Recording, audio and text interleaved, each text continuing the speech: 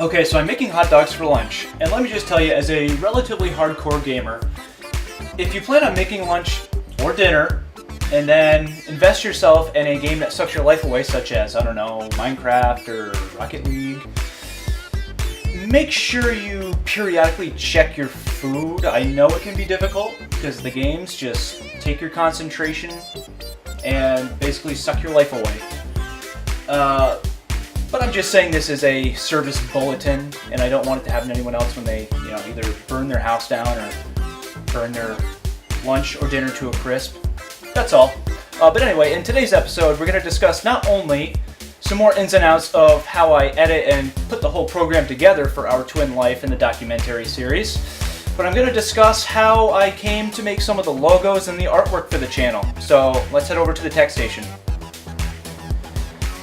Okay, now one thing I've been wanting to touch on, which for some reason I left out of the previous episodes when it came to putting the thing together in the Sony Vegas professional editing program, is to actually get that footage into the program, you have to download every single vlog. So basically every piece of footage that you see in that documentary, I had to manually download that entire episode of the vlog, and then I had to search through it, trim it, and put it all together.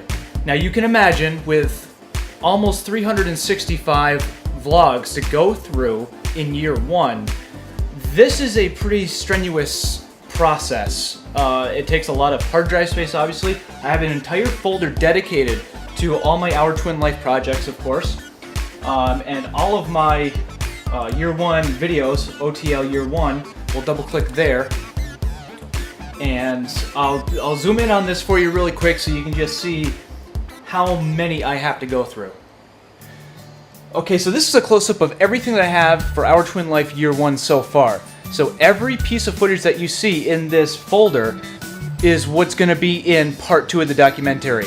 And I still have to sift through all of this footage. Now, you're probably thinking to yourself, how on earth am I going to remember what is in which video?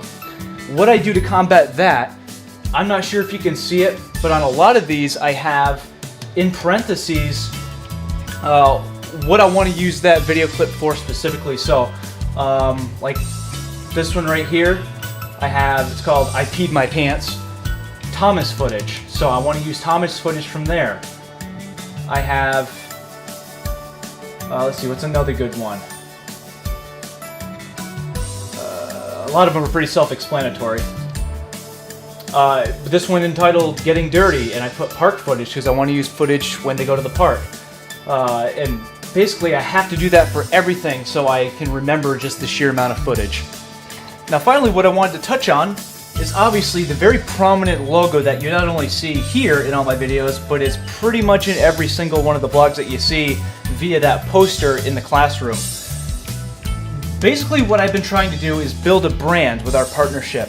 And in order to do that, you have to make a logo that not only stands out, but a logo that's very artistically crafted, and a logo that is very relevant as to the source material. In this case, I had great pictures to work with. I had to do a lot of editing throughout the way. This went through many iterations, but obviously Disney is the primary focus. Disney is like the theme of these videos, obviously aside from Jesse and Jaden.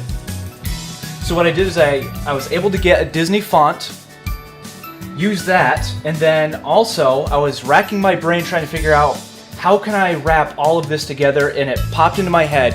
The Walt Disney Pictures logo that you see on all of the cartoons and all the movies. I said, what if I did that, but I put Jesse and Jaden where the castle is, as they're the focus of the vlogs, and then use the font and of course the arch here. It was a great idea.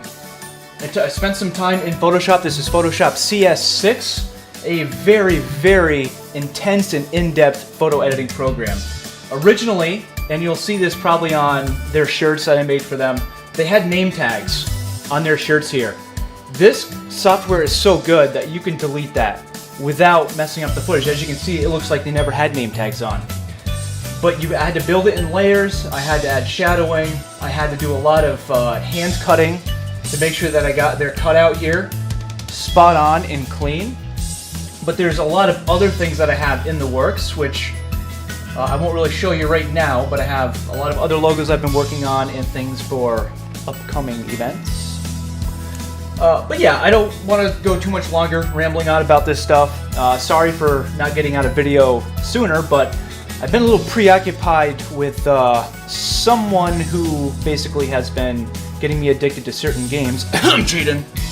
And that's pretty much where my time has gone, although I love it. I love it. So I'll see you next time on Kunath Studios, and have a good day, guys.